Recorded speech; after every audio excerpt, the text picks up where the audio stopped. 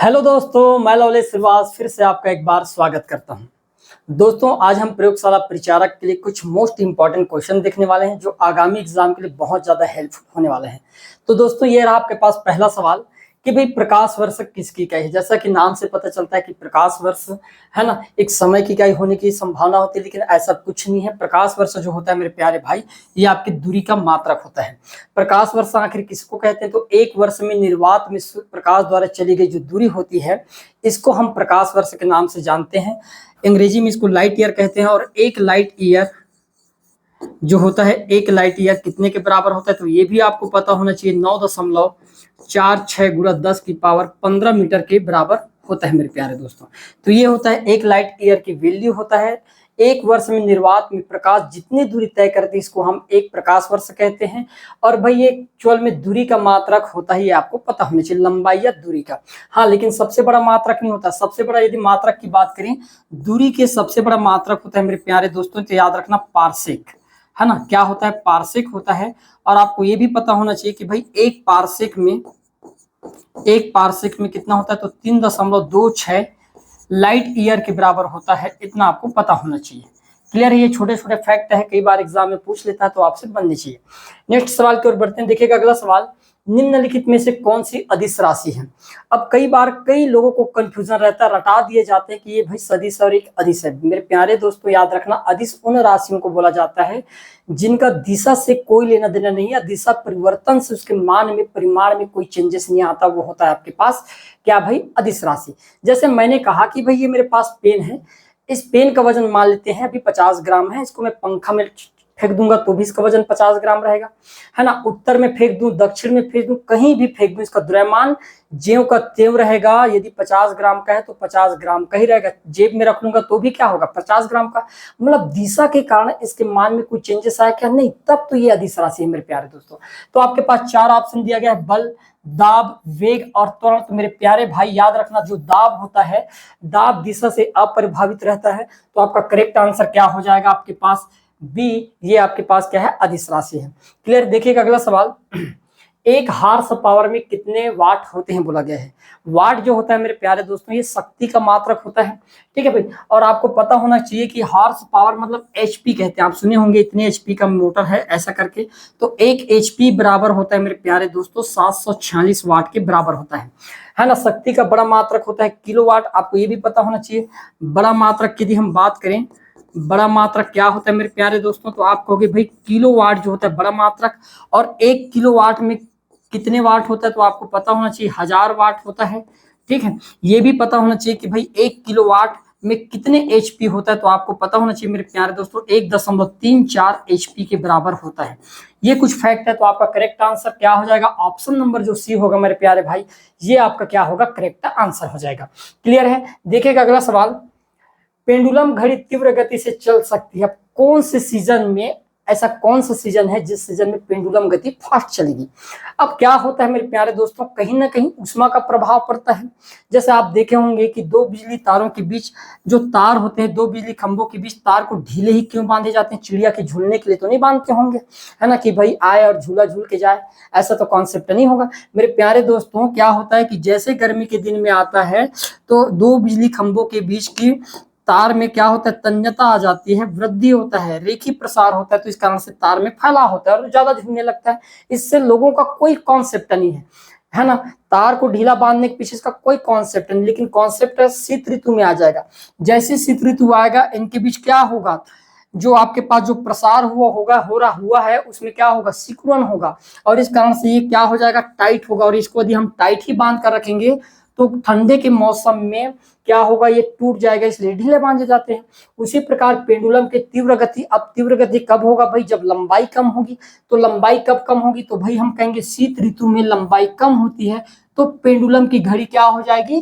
तीव्र हो जाएगी, आवर्तकाल कम हो जाएगा। क्लियर है? तो किस ऋतु में? शीतकाल में। तो आपका करेक्ट आंसर क्या होगा मेरे प्यारे भाई? शीत ऋतु या शीतकाल। ऑप्शन नंबर बी जो होगा ये सही होगा। नेक्स्ट सवाल देखिएगा, किसी उपग्रह में अंतरिक्ष यात्री द्वारा गिराया गया चम्मच।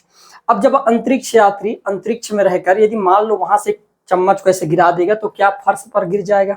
है ना भाई। दूसरा ऑप्शन है अचल रहेगा, मतलब स्थिर रह जाएगा। तीसरा है उपग्रह की गति का अनुसरण करता रहेगा या स्पर्श रेखी दिशा में चल जाएगा। तो मेरे प्यारे दोस्तों, जो भी आप अंतरिक्ष में यदि कोई भी वस्तु को फेंकोगे तो जिस स्पीड से आप गति करोगे उसी स्पीड से वो भी क्या करेगा, गति करना चालू कर देगा। मतलब उपग्रह की, मान लो आप उपग्रह में हो तो आपका उपग्रह की गति का अनुसरण करेगा। ऑप्शन नंबर सी होगा मेरे प्यारे भाई, ये आपका क्या हो जाएगा, यहाँ पर करेक्ट आंसर हो जाएगा। क्लियर है भाई? आगे देखते हैं, देखिएगा अगला सवाल। एक वर्षा की बूंद की गोलाकार आकृति का कारण क्या है? अभी बरखा का मौसम आने वाला है तो आप देखना कि बरसात के जो बूंद होते हैं वो छोटे छोटे गोल गोल आकार में गिरते हैं। तो उनके कारण क्या होता है? गिरने का पृष्ठ तनाव होता है भाई। वो कम से कम एरिया को क्या करना चाहते हैं, बनाना चाहते हैं। तो उसका मेन कारण क्या होता है मेरे प्यारे भाई? पृष्ठ तनाव के कारण ऐसा पॉसिबल हो पाता है। तो आपका राइट आंसर क्या होगा? पृष्ठ तनाव होगा। क्लियर है? देखिएगा अगला सवाल। हर्ज में, ये हर्ट्ज होगा, हर्टज है ना, हर्टज होगा, यहाँ पर ट लगा लीजिएगा। हर्टज में क्या नापा जाता है? तो हर्ट्ज में क्या नापा जाता है भाई? क्या आवृत्ति, ऊर्जा, ऊष्मा या गुणवत्ता? तो भाई हर्ट्ज जो होता है ध्वनि से रिलेटेड है, तो इससे क्या मापेंगे हम? आवृत्ति मापने के लिए यूज किया जाता है क्या हर्ट्ज? तो आपका correct answer option number A जो होगा ये हमारा क्या होगा? राइट होगा। देखिएगा अगला सवाल। कौन सी तरंगे शून्य में संचरण नहीं कर सकती है बोला गया है। अब ये आपके पास चार आपके पास तरंग दिया गया है, प्रकाश, ऊष्मा, ध्वनि और इलेक्ट्रोमैग्नेटिक। शून्य का मतलब है निर्वात, है ना भाई। यहाँ पर शून्य का मतलब क्या होगा मेरे प्यारे दोस्तों? निर्वात से। तो ऐसा कौन सा तरंग है जो निर्वात में गमन नहीं कर सकता, है ना, ये पूछा गया है।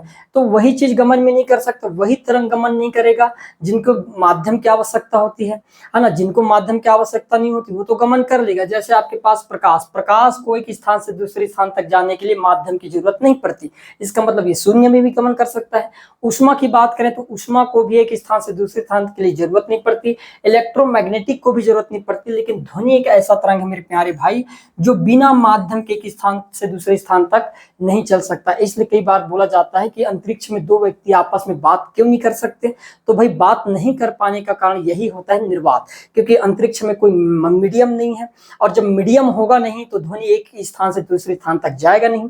इसलिए होता क्या है कि हम उनके बातों को नहीं सुन पाते हैं। क्लियर है? मतलब वो दोनों आपस में बात नहीं करेंगे, और करेंगे भी तो सुनाई नहीं देगा। क्लियर है? देखिएगा अगला सवाल। कोई पिंड ऊष्मा का सबसे अधिक अवशोषण करता है जब वह हो। अब ऊष्मा का अवशोषण अधिक करेगा और वो कौन कौन से कंडीशन है ये पूछा गया। तो मेरे प्यारे भाई आपको पता होगा कि भाई किरचॉफ ने एक नियम बताया था कि भाई अच्छे अवशोषक अच्छे उत्सर्जक होते हैं और बुरे अवशोषक बुरे उत्सर्जक होते हैं। तो सिंपल सी बात है, यहाँ पर काला और खुरदरा, काला मिश्रण, सफेद और खुरदरा और सफेद मिश्रण मतलब होता है मेरे प्यारे दोस्त यहाँ पर चिकना से। ठीक है, अब हमको इतना तो पता है कि कौन से ऐसे रंग होता है जो ऊष्मा का सबसे ज्यादा अवशोषण करता है, तो हम कहेंगे भाई काला। तो काला सतह होना चाहिए तभी तो अवशोषण करेगा, उत्सर्जित भी कर देगा। तो इतना तो है कि सफेद तो आएगा नहीं आपके पास ये दोनों। अब हम बात करते हैं, मान लो आपके पास जो प्याला होगा, यदि मैं प्याले की बात करूं, एक प्याला इस प्रकार से चिकना है और एक प्याला जो है मेरे प्यारे भाई इस प्रकार से खुरदरा है, और दोनों आपके पास कलर में ब्लैक है। तो सिंपल सी बात है, एरिया किसमें ज्यादा होगा? तो आप कहोगे कि भाई खुरदरा का जो सरफेस एरिया होगा ये ज्यादा होगा, और जिसका एरिया ज्यादा होगा वो ज्यादा से ज्यादा ऊष्मा को क्या करेगा? उत्सर्जित करेगा। तो आपका करेक्ट आंसर क्या होगा मेरे प्यारे दोस्तों? यहाँ पर ऑप्शन नंबर जो पहला होगा मेरे भाई, ये आपका क्या होगा? करेक्ट आंसर हो जाएगा। क्लियर है? आगे बढ़ते हैं भाई, देखिएगा नेक्स्ट सवाल। संवहन द्वारा ऊष्मा का स्थानांतरण हो सकता है। अब हमारे पास ऊष्मा संचरण के तीन विधि बताए हैं। एक होता है आपके पास चालन, एक होता है भाई आपके पास संवहन, और एक होता है आपके पास विकिरण। ये तीन विधि होती है, लेकिन ऊष्मा संचरण की सबसे फास्ट विधि किसको माना जाता है? विकिरण को माना जाता है। चालन किसमें देखने को मिलता है? ठोस और ऐसे कुछ द्रव हो सकते हैं उच्च द्रव के या उच्च घनत्व के द्रव, उच्च घनत्व के द्रव जैसे पारा। पारा में आपको ये चालन विधि देखने को मिल सकता है, भले वो द्रव के ना हो। संवहन मूल रूप से द्रव और गैसों में पाया जाता है, और ठोसों के जैसे विकिरण की बात करें तो विकिरण को माध्यम की आवश्यकता नहीं होती। क्लियर है? तो हम क्या करेंगे कि भाई संवहन द्वारा ऊष्मा का स्थानांतरण हो सकता है, तो किसमें हो सकता है मेरे प्यारे भाई? तो केवल गैस और द्रवों में ही आपको क्या कर सकता है? ये देखने को मिल सकता है। क्लियर है? आए समझ? तो आपका राइट आंसर क्या हो जाएगा भाई? ऑप्शन नंबर जो सी होगा ये हमारा क्या होगा? करेक्ट आंसर होगा। देखिएगा अगला सवाल। एक अंतरिक्ष यात्री को अंतरिक्ष में आकाश कैसा दिखाई देता है? अंतरिक्ष में जब जाओगे, अंतरिक्ष यात्री बनकर कभी, तो देखना कि वहां से आप जब अंतरिक्ष को देखोगे तो आपको अंतरिक्ष रंग कैसा दिखाई देगा? काला दिखाई देगा। तो आपका करेक्ट आंसर क्या हो जाता है? आपके पास ऑप्शन नंबर सी हो जाएगा। लेकिन यदि यहीं पर एक सवाल बोल दिया जाए कि किसी अंतरिक्ष यात्री को सूर्य किस रंग का दिखाई देगा, तो काला मत कहना भाई। यदि काला है तो आप सूर्य को देख नहीं पा रहे हो, सिंपल सी बात है। तो काला नहीं होता। अंतरिक्ष यात्री को सूर्य कैसा दिखाई देता है, तो हमेशा याद रखना मेरे प्यारे दोस्त, सफेद दिखाई देता है। सूर्य कैसा दिखाई देगा, तो भाई अंतरिक्ष यात्री को सूर्य कैसा दिखता है, तो हम कहेंगे भाई सफेद दिखता है। यही आपका क्या होगा, करेक्ट, चूंकि इसका आंसर क्या हो जाएगा, ब्लैक। क्लियर है। देखिएगा अगला सवाल, प्रिज्म से गुजरने पर प्रकाश का कौन सा रंग सबसे अधिक विचलन दर्शाता है। आपने 9वीं 10वीं की पुस्तकों में देखे होंगे, है ना, विज्ञान के। तो वहां पर आपको एक इस प्रकार से 3D में क्या दिया जाता है, प्रिज्म दे दिया जाता है, इस प्रकार से मेरे प्यारे दोस्तों दे दिया जाता है। और इसमें हम क्या करते हैं, प्रकाश किरण को इस प्रकार से गुजारते हैं पुंज के रूप में। तो क्या होता है, इस प्रकार से उनका विचलन होने लगता है। ठीक है भाई, इस प्रकार से आपके 7 रंग होते, तो 7 रंग इस प्रकार से मैं बना दिया। तो हम क्या करते हैं, विबग्योर होता है। ठीक है, विबग्योर। तो सबसे अधिक विचलन किस रंग का होता है दोस्तों, वायलेट का होता है। मतलब बैंगनी रंग के जो आपके पास प्रकाश होता है, इस प्रकाश का विचलन सबसे ज्यादा होता है। तो आपका करेक्ट आंसर क्या हो जाएगा भाई, ऑप्शन नंबर जो सी होगा मेरे प्यारे भाई, ये आपको क्या हो जाएगा, करेक्ट आंसर हो जाएगा। आए भाई समझ में। आगे बढ़ते हैं, देखिएगा अगला सवाल, निम्न में से कौन सा सर्वोत्तम चालक है। सर्वोत्तम चालक बोल दिया गया है, मतलब आपको ये बताना है कि ऐसा कौन सा कंडक्टर है जो एकदम बेस्ट है आपके लिए। तो आपके पास तीनों कंडक्टर हो सकते हैं, माइका, तांबा, स्वर्ण और चांदी। तो हमारे पास सबसे बेस्ट कंडक्टर की बात करें तो मेरे प्यारे दोस्तों, जो चांदी होता है ये सर्वोत्तम चालक होता है। इसमें प्रतिरोध सबसे कम होता है। घरों के वायरिंग या अंडा आपके बाहर जो ट्रांसमिशन लाइन है, इनके वायरिंग में क्यों यूज नहीं करते, एक तो महंगा होता है, और दूसरा रात भर में ये गायब भी हो जाएगा यदि लगा दिया जाए, है ना। तो हम किसका यूज करते हैं, कई बार कॉपर का यूज करते हैं ना। कॉपर और एल्युमिनियम के मैक्सिमम तौर पर आपको क्या देखने को मिल जाएगा, कंडक्टर वायर देखने को मिल जाएगा। क्लियर है भाई। तो आपका करेक्ट आंसर क्या होगा, चांदी। आगे बढ़ते हैं, चुंबकीय फ्लक्स का मात्रक है। और चुंबकीय फ्लक्स का मात्रक क्या होता है मेरे प्यारे दोस्तों, तो आपको पता होना चाहिए कि भाई वेबर जो होता है ये आपके पास चुंबकीय फ्लक्स का क्या होता है, मात्रक होता है।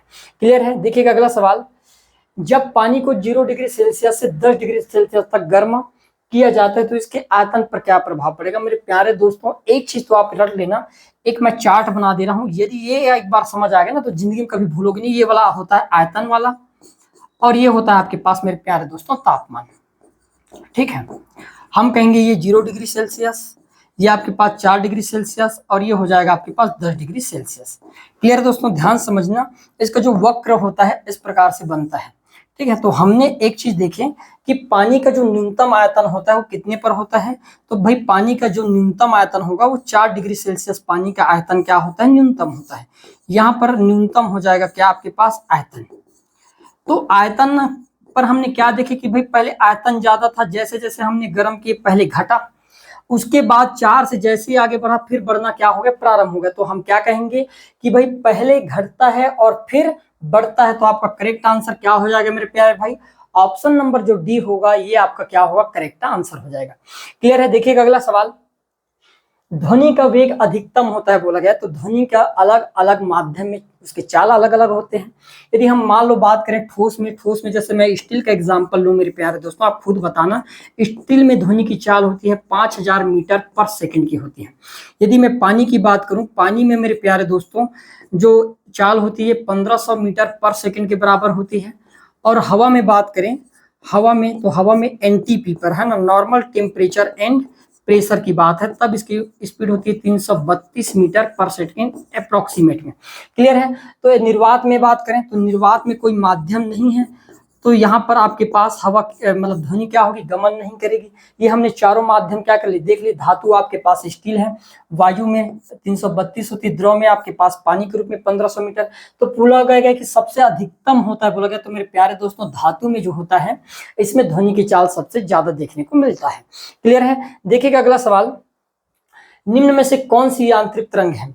अब हम तरंगों को माध्यम के आधार पर 2 पार्टों में बांट देते हैं। एक होता है आपके पास क्या भाई, तो एक होता है मेरे प्यारे दोस्तों, एक को बोलते हैं हम यांत्रिक, और एक होता है हमारे पास विद्युत चुंबकीय तरंगे। एक होता है आपके पास विद्युत चुंबकीय तरंग, यही 2 प्रकार के होते हैं। अब यांत्रिक तरंगे उन तरंगों को बोलते हैं जिनको माध्यम चाहिए, बिना माध्यम के एक स्थान से दूसरे स्थान तक जा नहीं सकते। जैसे एग्जाम्पल के रूप में लिख सकते हैं हम ध्वनि तरंग। ठीक है। और जो विद्युत चुंबकीय तरंगे होते हैं इनको माध्यम की जरूरत नहीं पड़ती। जैसे आपके पास प्रकाश तरंगे होंगे, प्रकाश तरंग, ठीक है भाई। उसी प्रकार एक्सरे हो गए, एक्स किरणें, उसी प्रकार आपके पास गामा किरणें होंगे, गामा किरणें, पराबैंगनी किरणें हो गए, पराबैंगनी है ना, सूक्ष्म तरंगे हो गए, सूक्ष्म तरंगे, उसी प्रकार आपके फिर रेडियो तरंगे होंगे, रेडियो तरंगे। इस प्रकार के जितने भी तरंग होते हैं इनको माध्यम की आवश्यकता नहीं होती, ये विद्युत चुंबकीय तरंगे होते हैं। पूछा गया कि यांत्रिक तरंग कौन से, तो मेरे प्यारे भाई आपको पता होना चाहिए यांत्रिक तरंग कौन सा होगा। यहाँ पर जो ध्वनि तरंग होता है ये हमारा क्या होता है, यहाँ पर यांत्रिक तरंग होता है।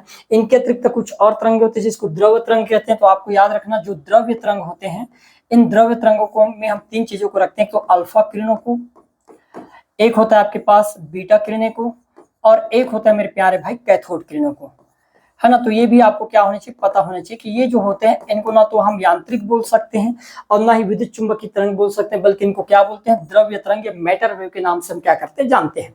क्लियर है भाई। देखिएगा अगला सवाल, पानी के गिलास में एक बर्फ का टुकड़ा तैर रहा है, जब बर्फ पिघलती है तो पानी के स्तर पर क्या प्रभाव होगा।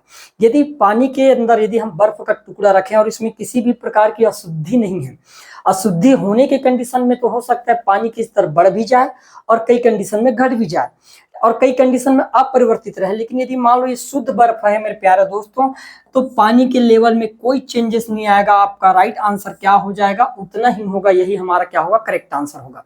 जब मैं आपको आप लोगों के लिए खासकर प्रयोगशाला परिचारक के लिए जब क्लास लेकर आऊंगा तो आप देखना एक एक चीज को, है ना, एक एक चीज को मैं डीपली आपको डील करते हुए जाऊंगा भाई, ठीक है।